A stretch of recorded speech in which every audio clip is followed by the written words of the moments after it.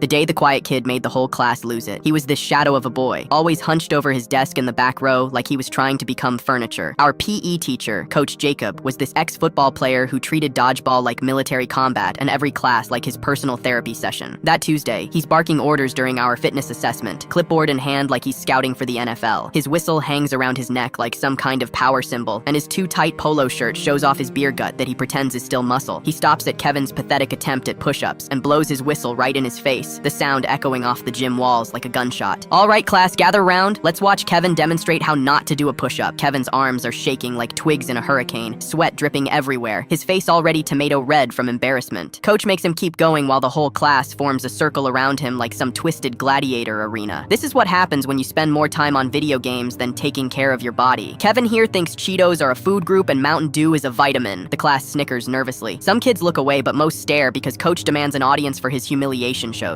Kevin's face burns red with shame as his arms finally give out completely. Coach puffs out his chest like a rooster, his bald spot gleaming under the fluorescent lights. In my day, we didn't coddle weaklings. We made men out of boys. We didn't have participation trophies and safe spaces. He starts pacing around Kevin like a predator circling wounded prey, his voice getting louder and more theatrical with each word. This generation is soft, weak. You kids wouldn't last 5 minutes in the real world. That's when we hear it from the back corner. This quiet voice perfectly mimicking Coach's booming tone. In my day, we didn't have to compensate for our receding hairline by yelling at children. The entire class freezes like someone hit pause on reality. Every head whips around to stare at the shadow kid, Danny, who's still looking down at his sneakers like nothing happened. Coach's face goes completely blank, his mouth hanging open like a broken door. Who said that? Danny just sits there, innocent as can be, examining his shoelaces with scientific precision. Coach glares around the circle, his eyes darting from face to face like a paranoid dictator, then turns back to Kevin when suddenly, remember kids, the louder I yell, the less you'll notice I peaked in high school and now live in my mom's basement eating cereal for dinner. 4 kids are now biting their lips so hard they're drawing blood, tears streaming down their faces from holding back laughter. Sarah's shoulders are shaking violently. Marcus has his hand clamped over his mouth. Coach's face is turning from red to purple to a shade that doesn't exist in nature. I will find out who's doing this. He spins around the circle like a tornado, pointing fingers, but every face looks equally guilty and innocent at the same time. Dead silence for exactly 3 seconds. Then crystal clear, with perfect timing. And that concludes today's lesson on how to turn your midlife crisis into everyone else's problem. Class dismissed to shower. Unlike your coach, who clearly hasn't discovered deodorant, the entire class explodes like a dam bursting. Kids are falling off bleachers, crying with laughter, gasping for air, some literally rolling on the gym floor. Coach is spinning around like a broken compass, screaming threats that no one can hear over the chaos. But Danny's just sitting there picking at his shoelaces with the tiniest smirk. It was absolutely Save age.